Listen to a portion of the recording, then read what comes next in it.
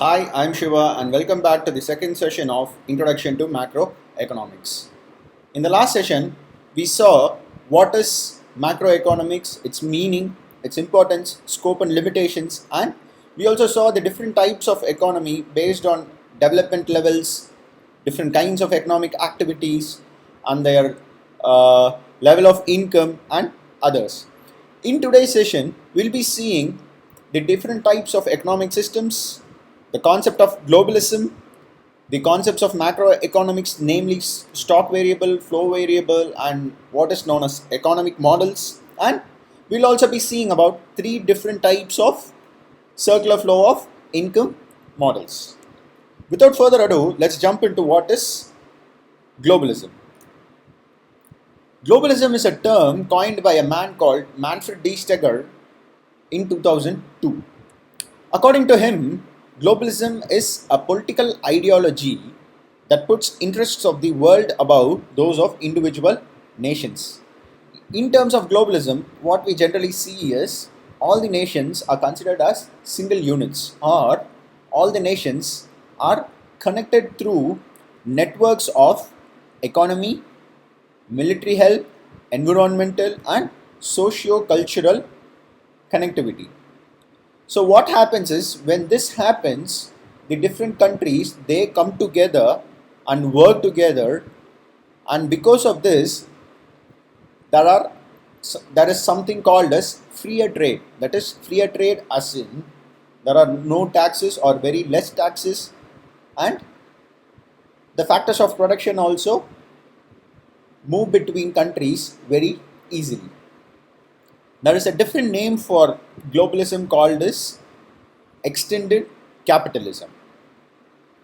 An economist called Joseph Nye refers to globalism as a description and explanation of a world which is characterized by networks of connections that span multi-continental distances. That is, globalism basically means a network of connections in terms of economic trade relations, military relations, environmental help relations, and socio-cultural relations between different countries that can be between any country on any continent of the world. And the term globalization refers to the increase or decline in the degree of globalism. Is the entire concept of interconnectedness between countries, and globalization is the actual level of increase or decline in the globalism that is happening around the world. There are two fun facts here.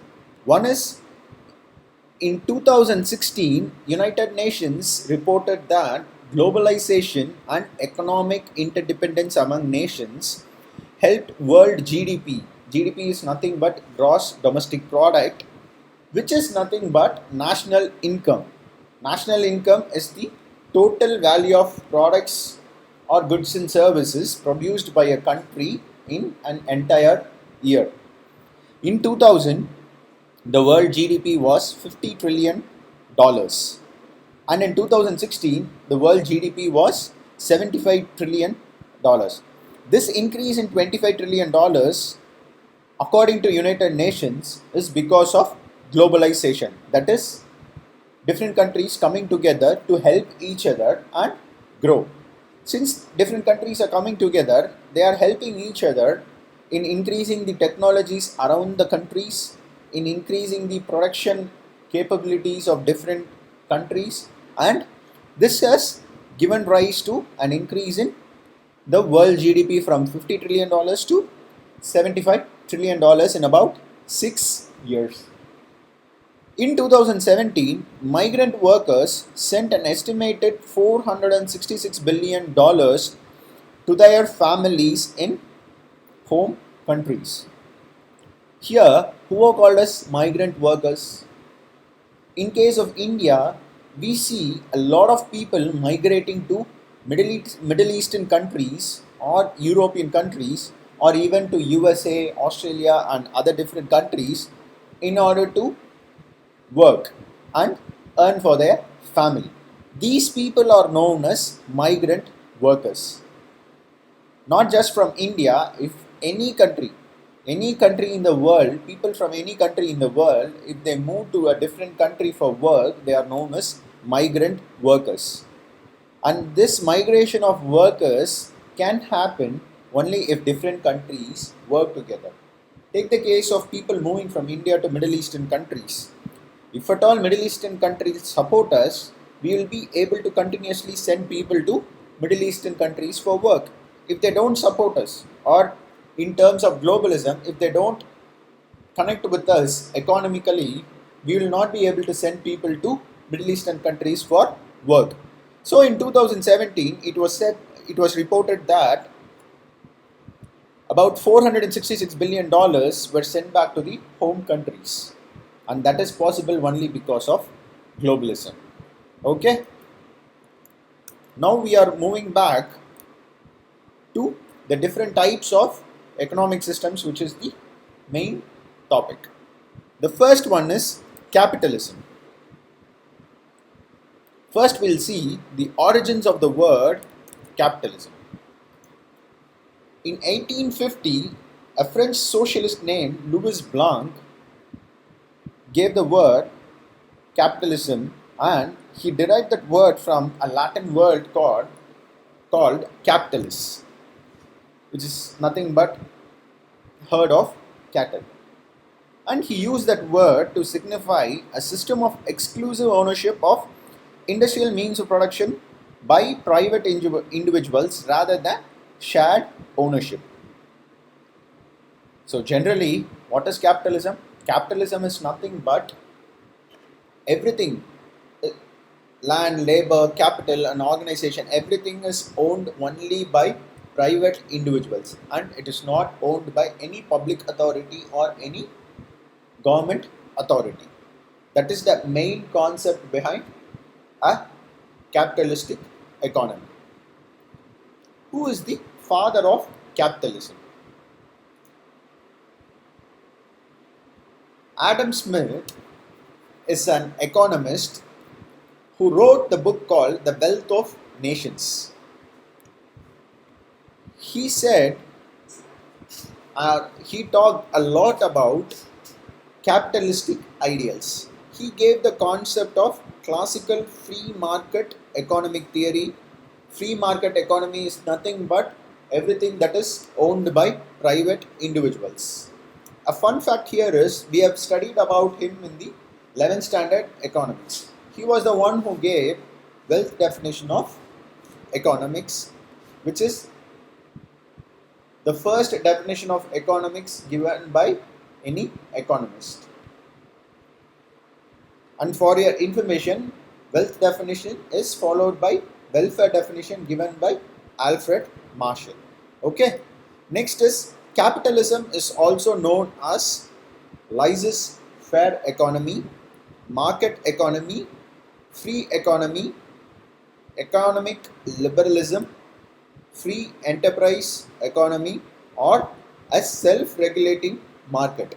It's also called a self-regulating market because there is no government intervention in terms of an economy which is mainly capitalistic in nature. Okay. Now let's see the different examples of capitalistic economy. The first major example of capitalistic economy would be USA. The second one is Australia, and the third is Japan. What are the different features of economy? First one is, in capitalistic economy there is private ownership of property and the law of inheritance is in play. The second one is there is a freedom of choice and enterprise. The main motive of the capitalistic economy is to gain more profit. There is free competition, price mechanism is in play, role of government is very minimal, and there is also inequalities in income. So, in private ownership of property and law of inheritance, resources like land, capital, machines, mines, are entirely owned privately and it is not owned by any government. The property is transferred to the heirs after death. Second point is freedom of choice and enterprise. Each individual is free to carry out any occupation. Consumers are free to buy any commodity as per their choice. And the main motive of a capitalistic economy is profit motive, and the driving force behind this is advanced technology comes into play, division of labor is there, specialization of production methods, and all this leads to better profits in the market. Free competition in both product and factor market. Government or any other authorities can't prevent firms from buying or selling in the market. Competition between buyers and sellers is there in the capitalistic economy. All prices are regulated through market forces of demand and supply. As we said before, role of government is very limited, but they provide basic services like defense, public health, and education and others. In capitalistic economy, there is a class segregation because all the resources are owned privately and it's not owned by any government or public authority. What happens is this makes the rich richer and poor poorer. So there is a class segregation of haves and have-nots. Now let's move on to the merits of capitalistic economy. A capitalistic economy is working automatically and there is no need for government intervention. There is an efficient use of resources which is optimized use for maximum profit. Incentives are provided for hard work, so the entrepreneurs are encouraged to give more to the economy. Economic progress is very high. Consumers' sovereignty is in place, that is, consumers are the main players in capitalistic economy. Higher rates of capital formation because of increase in savings and investment leads. Development of new technology which helps in maximizing profit because producers invest in the new technology, they want to produce quality goods. Unfortunately, there are also some demerits in capitalistic economy which are concentration of wealth and income. The capitalists hold more money. As we have seen before, there are different classes of people those who have and people those who do not have proper resources. Okay, there is a wastage of resource and large amount of money is wasted on advertisement of products. There is a class struggle between people who have and people who don't have. Frequent violent fluctuations because there is no government intervention. There is a huge fluctuation in business cycle, namely in the different stages, boom, recession, depression, recovery, all this happens very erratically. Production of non-essential goods happens sometimes in order to maximize profit. And one of the major demerits of capitalism is crony capitalism.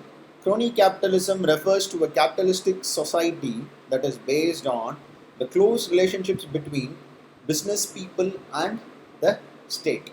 The success of a business is dependent on the favoritism that is shown to it by the government in the form of tax breaks, government grants, and other incentives.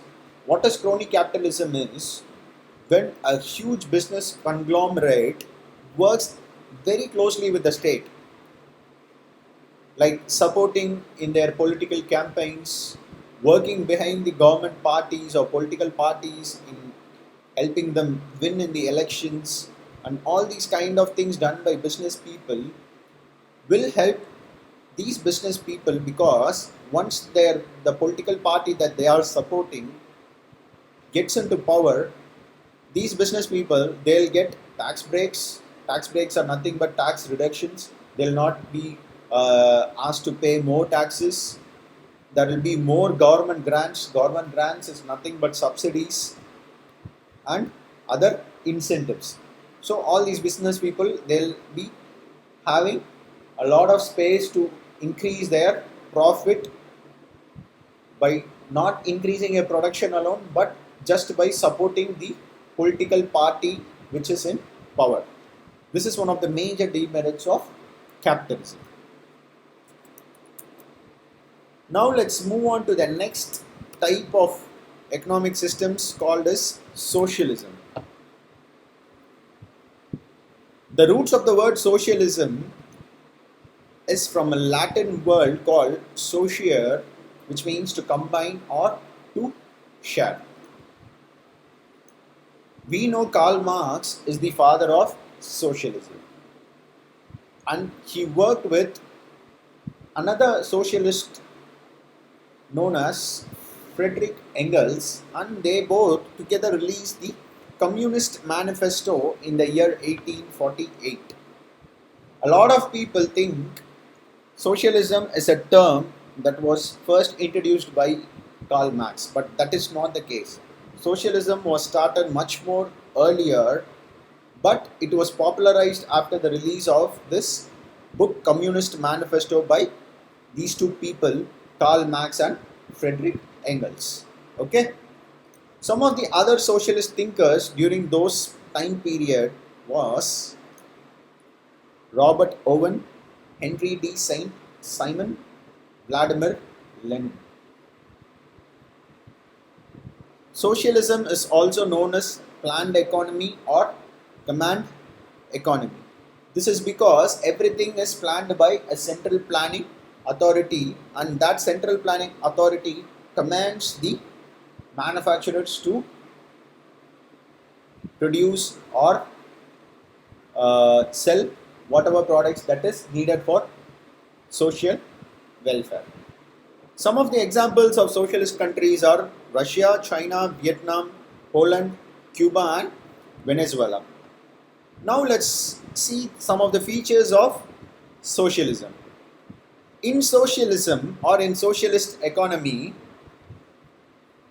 public ownership of means of production is there. That is, everything is owned by government, and because of this, there is no classes of haves or have-nots in the society. It's managed by central planning authority, and because of this central planning authority, there is an absence of price mechanism, and there is always equality of income. There is maximum social benefit, and there is non-existence of competition because state has full control over production and distribution, and because of full control over production and distribution, there is equality of opportunity for everybody. Some of the major merits are reduction in inequalities, rational allocation of resources, absence of class conflicts, end of trade cycles, and this also promotes social welfare because the central planning authority decides whatever is good for increasing the welfare of the common people or the entire people in the country. Now we'll see some of the major demerits of socialism. The first one is red tapeism and bureaucracy. Second is absence of incentive. The third one is limited freedom of choice. And finally, concentration of power. As decisions are taken by government agencies, approval of many officials and movement of files from one table to another takes time, and this leads to red tapeism. There is an absence of incentives, and this leads to productivity reduction because people are not incentivized or people are not motivated to produce more. There is a limited freedom of choice, that is, consumers do not enjoy freedom of choice over the consumption of goods and services. The state takes all the major decisions, the private takes no initiative in making any economic decisions, hence, the state is more powerful and misuse of power can also take place. So, this is the end of socialism. Next, we'll move on to what is mixed economy and different points about mixed economy. Mixed economy is basically a combination of capitalistic economy and socialistic economy. We take the better parts of capitalism and socialism and we are put together in order to form a mixed economic structure. Examples of mixed economic countries. This can happen in two trajectories of growth. In the first one, what happens is private individuals have the right to own property, produce and trade. State intervention has developed gradually, usually in the name of protecting consumers, supporting industries crucial to the public good, providing welfare and others. Some examples of this kind of trajectory is USA, England, France, India and Brazil. In all these countries, there are also private individuals who own properties. They also have their own companies. They can trade in their own ways and methods, and state will intervene only if there is a need to protect consumers and if there are needs for public welfare and other related things. This is one kind of trajectory of mixed economy. In the second kind of trajectory, individual interests are considered a distant second to the state interests, but elements of capitalism are adopted to promote economic growth. What this means is individual interests are reduced to a bare minimum. A little bit of capitalistic ideals are introduced into the economy so that economic growth is there. That is, even though it's a mixed economy, government will still have more power in countries such as China and Russia. Okay. Some of the earliest thinkers of mixed economy are John Baptist Say, F.A. Hayek, Milton Friedman, Joseph Schumpeter. And now we move on to see the features of capitalism.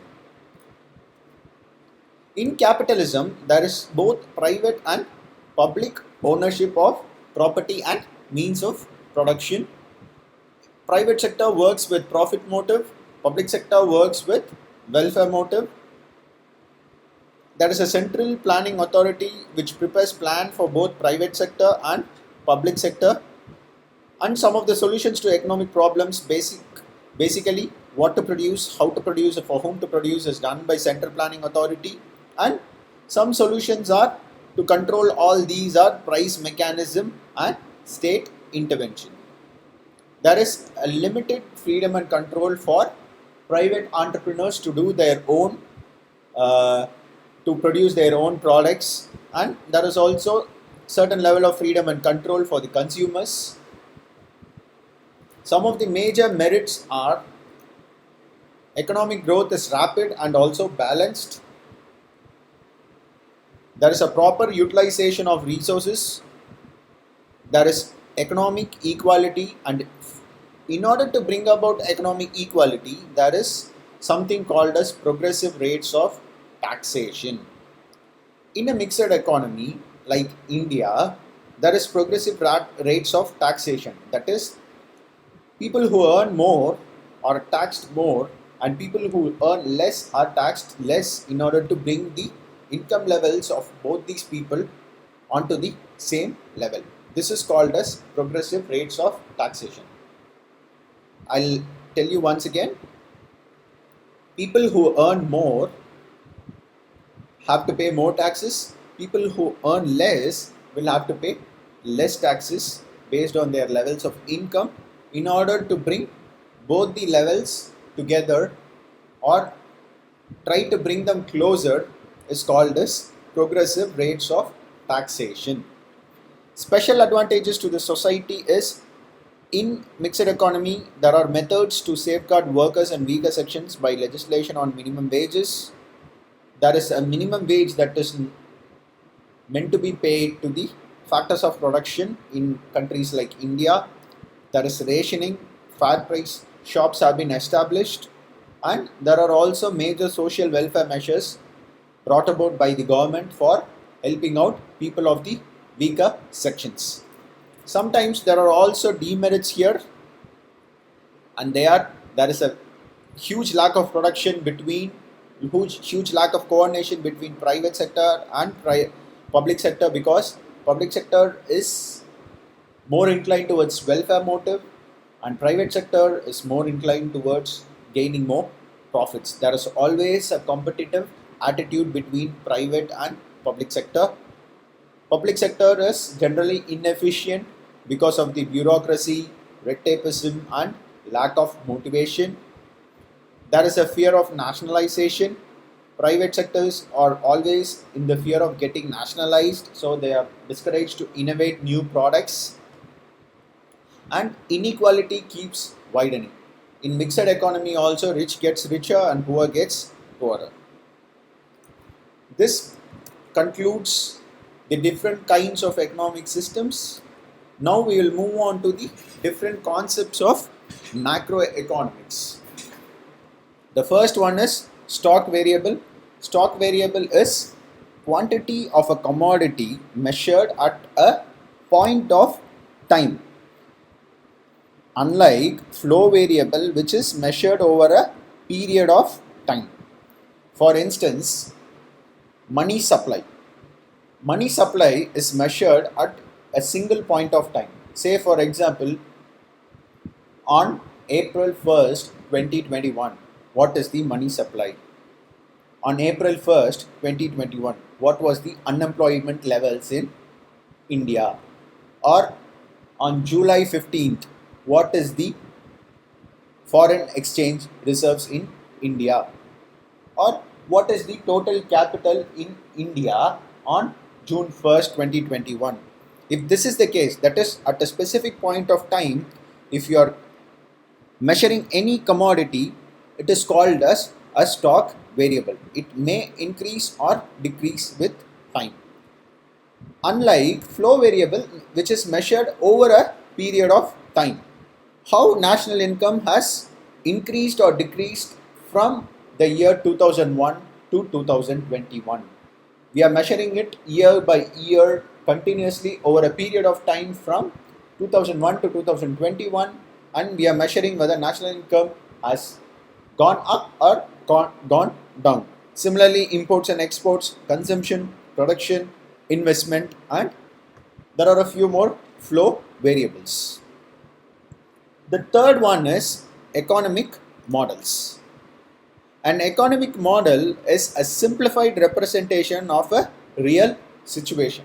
This is used to describe economic activities, relationships, and behaviors between these different economic agents. This explains how the whole or part of an economy works. We use mathematics, graphs, and equations in these economic models. Some of the most commonly used models are supply demand model, circular flow model, and Smith models. To explain more about economic models, we are going to consider circular flow models. First is, let's see what is the definition of a circular flow model. A model of an economy showing connections between different sectors of an economy. This shows flows of income, goods and services, and factors of production between different economic agents. We'll first see what are the different economic agents. The first one is household sector. The second is firm sector. Third is government, and fourth is nations. When explaining these three, I'll explain you what is household, firm, government, and nation sector. Okay? The first one is two-sector economy. In a two-sector economy, the flow of income is shown as in the image here. This is the household sector, which is nothing but common people who provide factors of production to firms. Factors of production is nothing but land, labor, capital, and organization. As household or as common people, we provide the land for the firms to establish their company on. We also provide labor, we provide the capital in terms of investments, we provide people to form the organization. Okay, and in turn, what these firms do, they manufacture goods and services and they give it back to the household sector. In a two sector economy, as shown here, factors of production is given from households to firms, and goods and services is provided by the firms to households. Since this is being a closed loop here, the entire income earned by households is spent on goods and services, because when we provide factors of production to the firms, they will give back wages for your factors of production, rent, and dividends for any amount invested. And all these money will be invested or will be spent again on the consumption of goods and services provided by these firms. So this is a closed loop between household and firms, since there are only two sectors involved. In a two sector economy, okay, in two sector economy, the production and sales are equal and there will be circular flow of income and goods as said before. And in order to find out what that income is, we use the formula y is equal to c plus I, which is nothing but y, which is income, c is consumption, and I is investment. This is for a two sector economy. Now we'll move on to three sector economy. What happens in a three sector economy is there is an introduction of a third entity called government sector. Okay, this happens in a mixed and closed economy. Mixed economy is nothing but where capitalism and socialism works together, and it's supposed to be a closed economy because household, firms, and only their national government is involved and not any external government like other countries where export and import happens is not involved here. Okay, in household, government, and firm sector or a three sector economy, household pays taxes to government, firms pay taxes to government will purchase from the firms, government will pay social transfers to the household sector.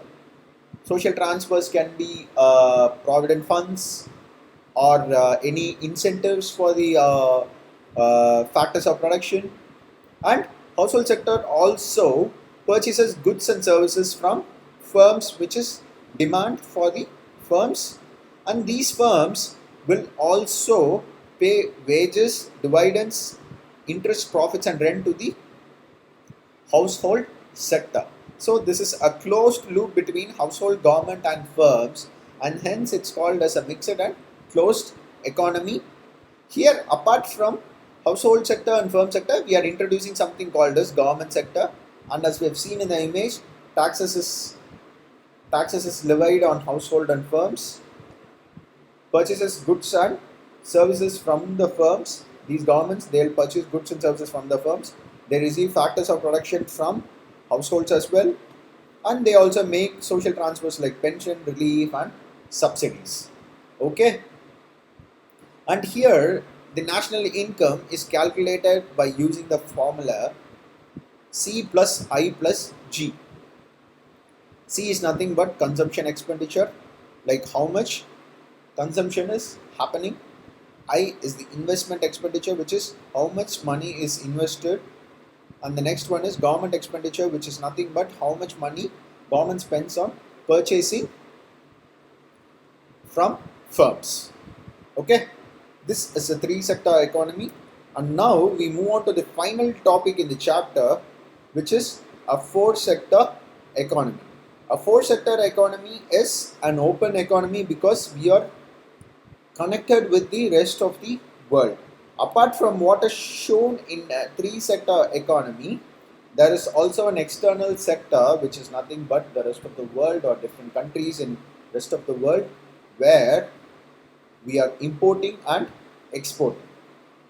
Okay, We import from these countries and we also export to different countries. And since this is also included in the three sector economy, it becomes a four sector economy, and it also becomes an open economy different from a closed economy as shown in the three sector economy.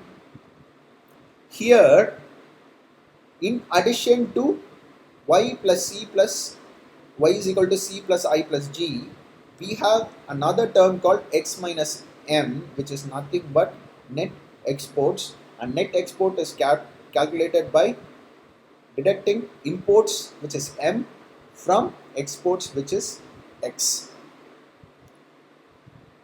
I'll explain once again. Two sector economy is a place where only household and firm sectors are there. In a three sector economy, household, government and firms are there, and in a four sector economy we introduce the rest of the world, and a closed economy becomes an open economy connecting with the rest of the world in a four sector economy.